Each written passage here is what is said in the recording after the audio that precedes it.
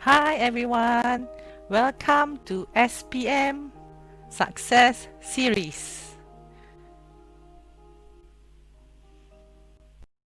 Hi students, we meet again for another lesson on English language, and this lesson is for the SPM candidates. I call it SPM Success Series. I've planned to do a few parts, and then the first part is more on directed writing. So today we're going to look at directed writing, formal letters. Students, what you see here is a table, and it is the SPM paper 1, which is a 1119/1 from the year 1997 to the year 2019. So this is part of it from 1997 to 2008. So if you go through all the questions, you can see that for formal letters, the question appeared in 1998. The question, a formal letter to the manager of a factory. And then the task, to request a visit for your school consumer club. So this is definitely a letter of enquiry. And then in 2003, the question was a formal letter to your teacher. The task is to state the choice made by your class on a trip after end of the year examination and give reasons for the choice. Now this is the extended part where you have the year from 2009 and 2019. So here formal letter, where is it? So in 2013, the question was a letter to the town council. So it is a formal letter. And then the task was to complain about poor condition in Indah Recreational Park. So the last year for the question on formal letter was in 2013. So this year in 2020, formal letter could be a question that will appear in the paper. So let's look at directed writing now. We are learning formal letters. Formal letters, there are three types. First is letter of complaint. Second is letter of enquiry. And the last one, letter to give suggestions. I've summarized all the past year's question in this table. So you can see that again in 1998, there was a question on formal letter of enquiry. In 2003, a formal letter of suggestion, and in 2013 was a letter of complaint. So what about this year? So now let's look at the format of a letter. So for formal letter, remember that you have to write the address of the sender. The address could be your school address, or it can be your house address. And then don't forget that you have to write the person that you're writing to. So that is the post or the position. And then the address of the recipient, followed by the date. Don't forget that the date you have to write the month in or spell the month in full. For example, January, you cannot write Jan, Jan, okay? And they must be, the month chosen must be in uppercase or capital letters. Then salutation, dear sir or dear madam. And then you need the title. The title can be the letter of complaint, letter of enquiry, or suggestion. And next you have the introduction. You have to introduce yourself and the purpose of the letter. And then you have all the second, third, fourth, and other paragraphs. So these are for the contents. You have content 1 to content 12. At the end of it, you have to close. This is the closing or conclusion. So you have to close and then you have to write your wish or hope and then thank you. This is followed by signing off. You can write yours faithfully or sincerely, and then you have your signature and then the name of the sender as well as post. Post is who you are, like you are the monitor or the president and others. So remember the name here you have to write in capital letters or uppercase too. For our first discussion, you are going to look at SPM question from the year 2013. So this is the question. Let's zoom in. So the question will be directed writing 35 marks, time suggested 45 minutes. You have just returned from a visit to Inda Recreational Park. So this is the name of the park. Remember the name. You found the park in poor condition. Write a letter of complaint to the town council based on the notes you have made. So the first point you must remember to that is you visited Inda Recreational Park. And then second, it was in poor condition. And then the last task is you have to write a letter of complaint to the town council. Okay, now grammar check. Students often make mistakes with these two words, complain or complaint. So complain is a verb. So when you have a verb, you can write complain, complaints, complaint, or complaining. Okay, it can be in present, past, or continuous tense, or also perfect tense. Okay, next. There are 4 examples here. Number 1, you can write, I'm writing this letter to complain about. So this is the verb. Number 2, I have complained to the municipal council a few times. Okay, for example, you can write this sentence. Or you can say, I am complaining about the poor condition of the park.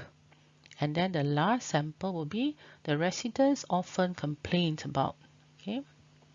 Or you can say, the visitors often complain about. Now let's look at the noun, complaint. So when it is a noun, you can either write singular, complaint, or plural, complaints. So example, in this letter of complaint, I wish to. Number 2, I'm writing a letter of complaint about. Number 3, my first complaint is. Number 4, there are some complaints regarding the park. So remember they are nouns. Many visitors have lodged complaints to the management. Now in the question, there are the content points. So not enough facilities and no restaurants will be C1, C2. Rubbish everywhere, not enough dustbin, C3, C4. Dirty public toilet, smelly, C5, C6. Grass not cut, snakes, C7, C8. Information lacking, no signposts are C9 and C10. And vandalism and public telephones not working will be C11 and 12. The format for the formal exam or the old exam papers, they normally give you all the points. But nowadays, you have to add your own ideas or suggestions. This is the last part of the question. When writing the letter, you should remember to lay out the letter correctly. Addresses, date, salutation, title, closing. Use all the notes given.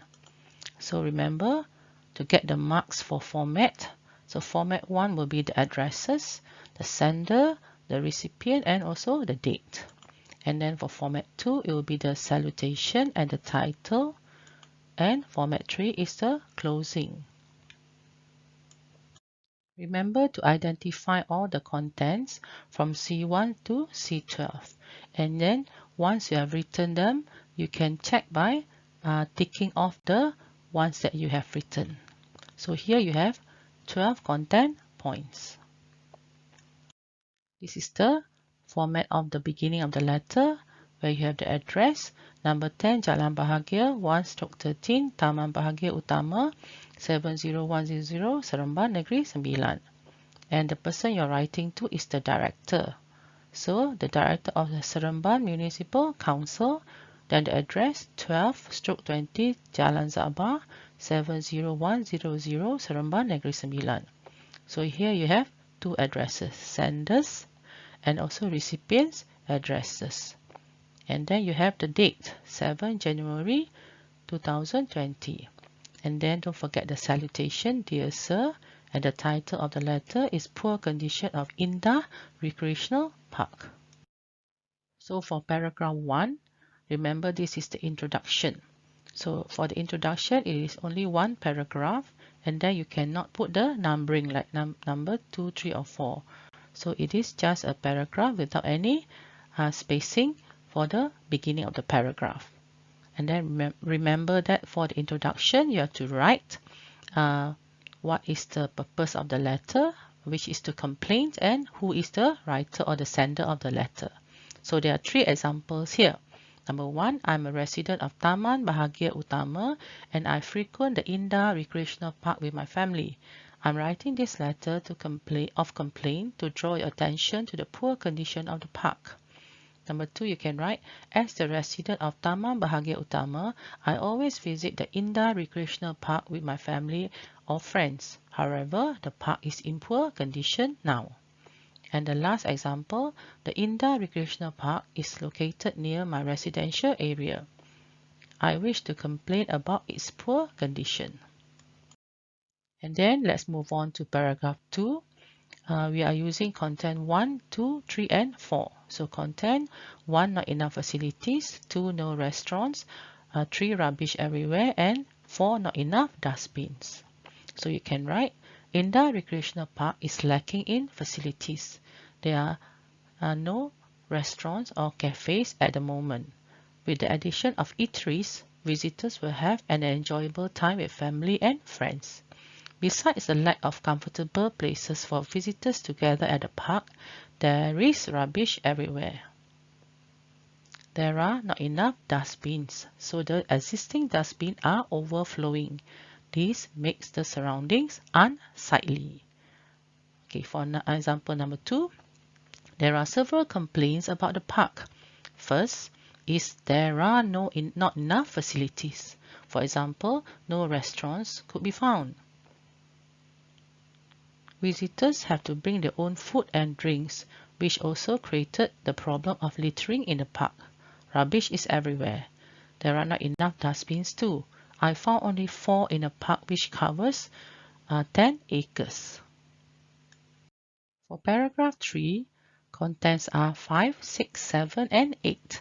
So 5 will be dirty public toilets, 6 smelly, 7 grass not cut, and 8 will be snakes. Let's look at the first example. The public toilets are dirty and smelly too. No one uses them anymore. There is no scheduled cleaning or maintenance of the toilet anymore. So it means that workers do not clean the toilets. The grass near the public toilets is also not cut regularly, so it has grown too long. The fear of snakes or other dangerous animals lurking among the tall grass keeps people away from the toilets too. Let's look at the second example. Another complaint is the dirty public toilets. They are very smelly and dirty. The stench is so bad that visitors avoid using them. The grass in some spots, like the playground, has not been cut on a regular basis. Long grass is dangerous as there could be animals like snakes, scorpions, and centipedes. Dangerous animals are potentially harmful to visitors, especially children who are not aware of their bites. Now for paragraph 4, we are using content 9, 10, 11, and the last one is 12. So 9 will be information lacking, 10 will be no signposts, 11 vandalism, and 12 public telephones not working. So the first example, the lack of information is also confusing for new visitors as there are no signposts in the park. Signposts will help visitors to find their way around the park or get to the facilities they require easily. Sadly, one such public facilities provided at the park, the public telephones, are not working. This is because vandals have destroyed them. Okay, the second example. Other complaints are information is lacking in the park and there is also vandalism. There are no signposts in the park. The park covers 10 acres and has a playground, several toilets, a fountain and a lake. Visitors often find themselves lost in the park. Vandalism is destroying the park too. Irresponsible people vandalize the facilities like damaging the public telephones, breaking the toilet sinks, and spraying graffiti on the walls. For paragraph 5, you can write the conclusion. So these are two examples. It saddens me to see my neighborhood park deteriorate. I appeal to you to upgrade Indah Recreational Park. Please clean it up and improve its facilities to help bring it back to its former glory. Then you say thank you. Another example, the above are my complaints about Indah Recreational Park. I hope the Municipal Council will take necessary actions to solve them. Thank you. So in the conclusion, you can write about your feelings and also your hopes or wishes. Now on this slide, this is the last part of the format for letter of complaint. Remember that you have to sign off. You write yours faithfully with a comma, then signature, then write your name, Ahmad bin Zakaria. And then remember the name must be in uppercase or capital letters. So now let's move on to the second paper. This paper is for the year 2003. So let's look at the question. Your class would like to make a trip after the end of the year examination. You are the class monitor. You get a message from your teacher who is away from school asking you to discuss with the students where they would like to go. You have been given the following information on the two trips. So now write a formal letter to your teacher stating the choice made by your class and give reasons for the choice. Okay, trip after end of the year examination. So you have two trips. So there are two choices. And then who are you? So you are the monitor of your class. And then lastly, remember that it is a formal letter stating choice of trip. Before we begin, let's look at grammar check. So there are two words here, choose or choice. So choose will be a verb and then choice is a noun. So for choose, when it is a verb, you can write in present, past, perfect or continuous tense. Example, choose, chooses, choosing or chose, chosen. There are three sentences here. We choose a trip to the, number 2, the class chooses to, and then number 3, the students have chosen to visit the. Okay, then for choice, it is a noun. So either singular or plural. So there are two choices for plural or choice will be for singular and choices for plural. There are 5 examples of part of a sentence. So our choice is a trip to. This is the first sentence. Okay, you can write our choice is a trip to. Number 2, the class choice is a trip to. Number 3, the student's choice is a trip to. Number 4, where you write the plural, there are 2 choices. And then the last one is the trip to. For example, the seaside is our choice. This is the contents. And remember those days for the SPM examination, the questions are sometimes they can give you a task or 2 tasks where you have to make a choice either to choose A or B and then give your reasons. But nowadays, the new format, they will give you all the content points and then you just add a few ideas of your own. So let's look at the question or the content points. So first, trip to the city. So this is definitely C1 because you have to choose either the city or the seaside. And then you have the date, 15 to 17 December, duration 3 days and 2 nights, accommodation hotel, cost per person RM 120. So these are C2, C3, C4 and C5. Then you have places of interest, art gallery, shopping complexes, parks and gardens, zoos and museums. So C6, C7, C8, C9 and C10. And then the same content points are there for trip to the seaside. So trip to the seaside is C1, date 2 to 4th December, duration 3 days and 2 nights, accommodation camps, cost per person RM 80. So these are C2, C3, C4 and C5. Then we have activities, swimming, boat rides, games on the beaches, jungle trekking, campfires. So C6, C7, C8, C9 and C10. So maybe students are thinking, where are the C11 and 12? Normally for the old formats, there are some content points, but they are for the reasons that you give. So although it is not part of the question, but they will give you the extra points based on the reasons. Okay, the last part of the question. When writing the formal letter, you should remember to make a choice of one trip. So definitely this is a content point. And then give reasons using all the information given on the trip of your choice. So format 1, address. For the letter, you have to have addresses, sender and recipient, and also who is the recipient. It is the class teacher. And then you need to write the date. For format 2, there is salutation and title for your letter. And then format 3 will be the closing. Okay, now these are the contents. So both side, trip to the city and trip to the seaside, you have altogether 12 points. But C11 and C12 are the reasons. For the beginning of the letter, let's look at the format. So you have the address. You can write your home address or your school address because this letter is for your teacher. So for example, here you can write your house address, 13 Taman Rimba, 70300, Seremban Negeri Sembilan. And then you can write, you need to write the post or the teacher's name. So Puan Haslina Hamid, SMK King George V, Jalan Zabah 70100, Negeri Sembilan. And then you have to write the date. So 10 January 2020. And then we have the salutation. Remember salutation, you have to put the word dear. This is necessary.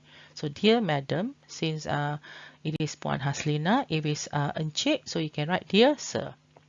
So the title, a trip for the end of the year examination.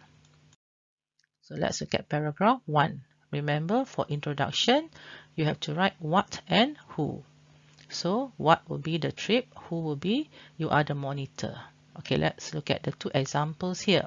First, as the monitor of the class, I had a discussion with the other students in Form 5 Malewar on the choice of trip after the end of the year examination.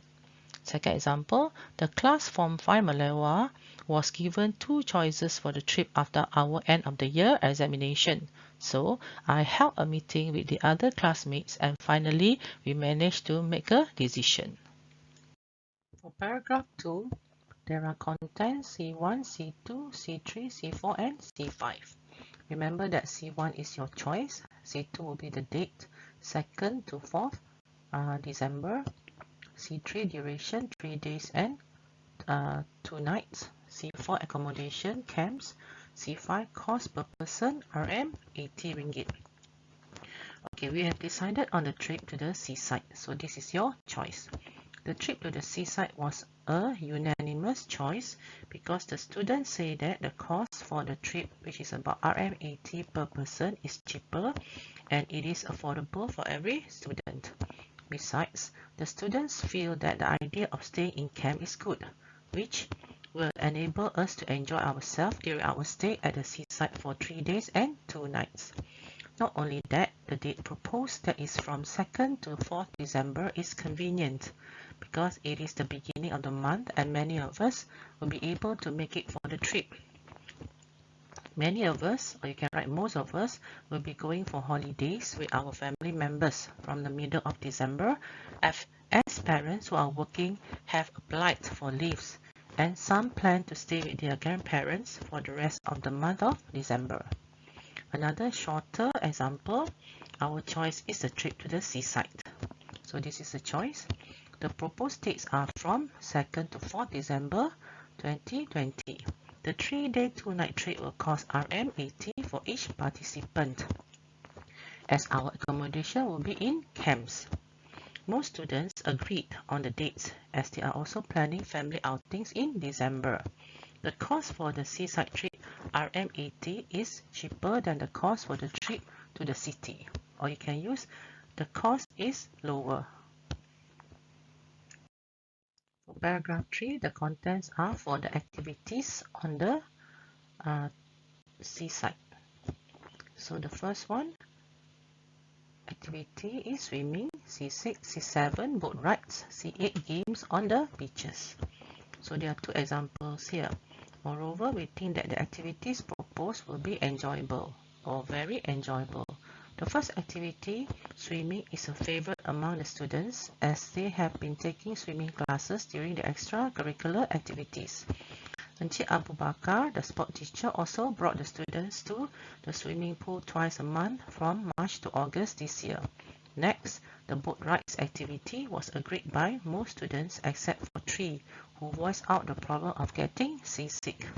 In addition, there are many games we can play on the beaches, like volleyball and building sand castles. Second example, there are a lot of interesting things to do at the seaside.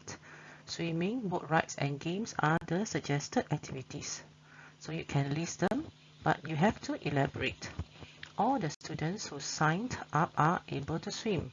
The ones who cannot have decided that they can do other activities together. The boat rides will be fun as the students will be taken to visit a small island nearby. Then they plan to play volleyball and tagging games too. Now for paragraph 4, there are more activities. So you can separate C9 jungle trekking and C10 campfires in a separate paragraph. Let's look at the two examples. Example number 1, since the beach is near a jungle, jungle trekking makes the 3-day 2-night trip less boring. This activity attracts us the minute we saw the list of activities available. It will be like going into the unknown where we would not know what lay ahead. We know we would be challenged mentally and physically. And on the last night, we can have a campfire. We can sit around it, sing songs, and tell ghost stories. An interesting feature about the place is near the seaside. There is a hill. The hill was transformed into an adventure land where various activities are offered such as jungle trekking, abseiling, and cave exploration. We can plan a task for students to find and record some plants and animals they will discover along the trek. At night, we have planned to have campfires. Sitting around a campfire, chatting, sharing stories, and singing will be the best part of the trip. Now, here we are in the last paragraph, which is the conclusion. So remember, you can write a summary of the contents, or you can write feelings, hope, or wish. So these are the two examples. First, this will definitely be a great trip. The students are looking forward to the trip to the seaside. The activities would help to create stronger ties among students, teach us teamwork, and we also learn to trust our teammates. Okay, the last example, the students are eagerly anticipating the time for the trip. Some have even listed out the things we need to bring along. This is the format, how you end your letter. So remember, you have to write yours faithfully or yours sincerely. Then signature, the name is Juliana. So write your name in uppercase. No Juliana binti Muhammad. Then you can write your post, class monitor of Form 5 Malewar. For the last question for SPM paper, because it appeared a long time ago, so we are using another sample question, not the actual SPM paper. So this is a letter of enquiry. The question: you are the secretary of the English Language Society of your school. The society has decided to organize a visit to a batik factory. With the help of the information in the tourist brochure below, write a letter to the manager requesting permission to visit. So remember that you are the secretary of the English Language Society, and then you are going to visit a batik factory. And then make sure that it is a letter to the manager, and then you have to ask permission to visit. Let's look at grammar checks. Okay, so there are two words here, enquire or enquiry. So enquire is definitely a verb. So you have enquire, enquires, enquired, enquiring.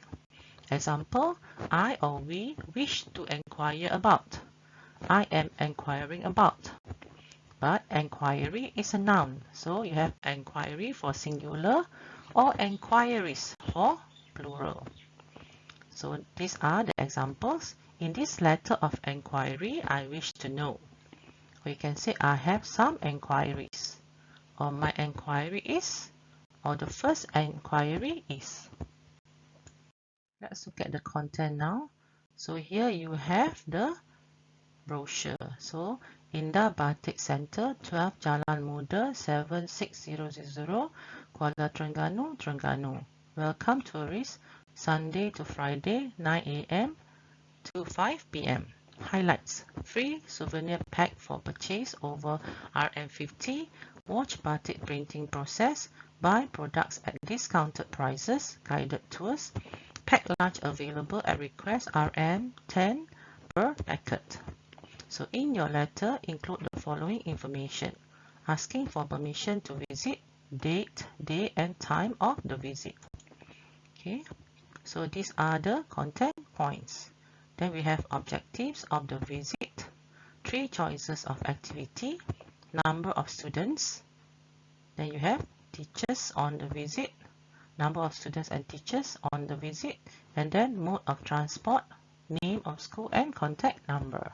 So here you have C1 to C12. And then remember that for the activities, 3 choices of activities, they are in the highlights.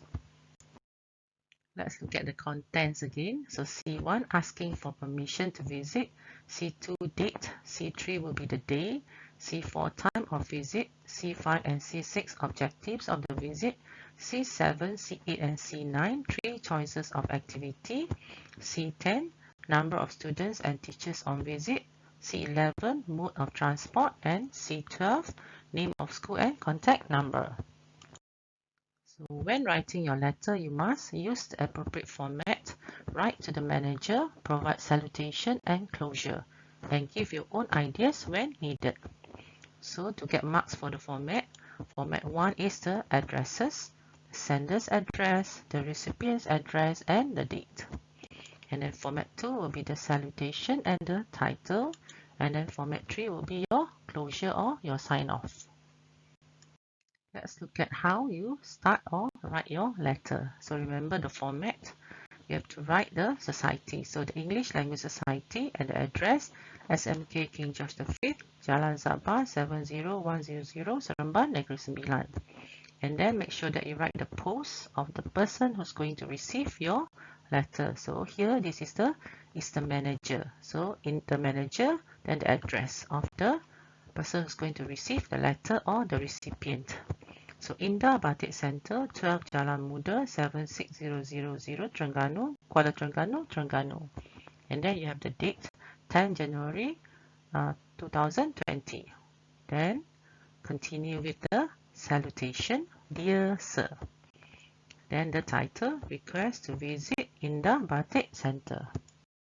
Let's start our discussion for the contents. So remember that paragraph 1 is your introduction. So C1 is asking for permission to visit. Remember that in paragraph 1 you can write who is the sender of the letter and then what is the purpose. So you can write, we came across the advertisement brochure welcoming tourists to visit Indah Batik Center. As the English Language Society is planning to organize a trip to Terengganu during the end of the year holidays, we are requesting your permission to visit the center. Second, I, the Secretary of the English Language Society, am writing this letter to request for a visit to the Indah Batik Center. Some of the members came upon your brochure advertising about tourist visits to the center. In paragraph 2, the contents that we are using are C2 date, C3 day, and C4 time of visit. The Society will organize a one-week trip to Terengganu in December 2020. The visit to your center is on 5th December 2020 at 10 a.m. It is on Thursday. Second example, the trip to Terengganu is for a week from 2nd to 8th December 2020. We have planned to visit your center on Thursday, the 5th of December. We will be arriving at 10 a.m. after having breakfast at a food court near your Batik Center. Content 10, number of students and teachers on visit, and content 11, mode of transport, will be for paragraph 3. There will be 40 students and 4 teacher advisors on this tour. We have chartered a bus for this trip to Terengganu. Second example, for the time being, 32 members have registered for the trip. There will be 4 teacher advisors accompanying us.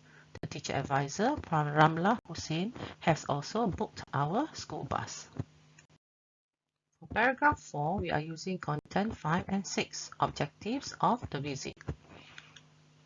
Your center is one of the largest batik and handicraft center in Terengganu and attracts a large number of visitors to go on an excursion each year. The objectives of the visit are to expose students to a traditional culture of Malaysia and learn the skills of batik printing. Many of our members are in Form 4 and would like to take up new skills for their English projects next year. Hence, we would like to expose our members to the art of batik printing. So now the second example is shorter. Our trip is planned with the objective of exposing members to traditional culture of Malaysia, especially craft, and have a better understanding of the history and value of our country's batik. For paragraph 5, if you are given a brochure for the center, remember that the activities are in the brochure. So C7, C8, and C9 are 3 choices of activities. So you need to read the question again. So let's look at the examples. You can see from the brochure, the highlights are free souvenir pack for purchase over RM50. Okay, so you get a free souvenir pack when you buy products over RM50. Then watch batik printing process. So this is an activity too. And then buy products at discounted prices, and then you have guided tours, and then you have packed lunch available at request RM10 per packet. So these are the activities that you can write. Let's look at the examples. We are interested in watching the whole process of batik printing and see how the prints are prepared before the actual printing takes place and the processes thereafter. As this is an educational visit, we would also appreciate it if you could arrange for a talk on batik printing in Malaysia during the guided tour in your center.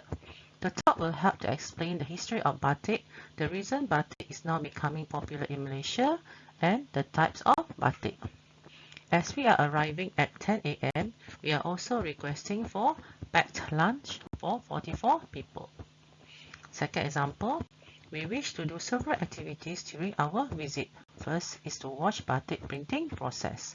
The process will expose students to the interesting steps in making batik. Then we also wish to have our lunch at the center before the guided tour. Please prepare 50 packed lunch for our group. During the guided tour, we wish to request for a talk on the history of batik and also a stop at a souvenir shop to purchase batik items like shirt, blouse, scarf, and others. For paragraph 6, we are using content 12, name of school and contact number. You can write this way. For example, we are certain that the trip is going to be the highlight of our trip in Terengganu. Please give us a favorable reply at your earliest convenience and address your response to the secretary. There's a comma there. Okay, the English Language Society, SMK King George V, and then the postcode 70100 Jalan Zabah, Seremban, Negeri Sembilan. The contact number of the school is 067-623-598. Another example will be, kindly address your correspondence to the address below. The Secretary, the English Language Society, SMK King George V, 70100 Jalan Zabah, Seremban, Negeri Sembilan. You can also contact the school at 067-623-598. Now we are at paragraph 5. You have to write the conclusion. So it can be a summary. So how to write the summary? These are two examples. I hope you will be able to grant us permission to visit your center. So summary can be your wish or hope. We are willing to accept an alternative date. Alternative is a different date if the proposed date is not convenient to you. So if the first date is not suitable, the management can give you another date. Sentence number 2, we look forward to receiving a favorable reply from your company soon. This is the last part of the format. Remember that you have to sign off. So write yours faithfully, or you can write yours sincerely. And then there is a signature and write the name of the writer. For example, Juliana Adraina binti Muhammad Zain. And then the post. So she is the Secretary of English Language Society. Dear students, we have come to the end of our lesson today on the SPM Success Series. So see you again in part 2. And then don't forget to subscribe to my channel. It is called Educator OmniTube. I'm Madam Gan signing off. Bye bye.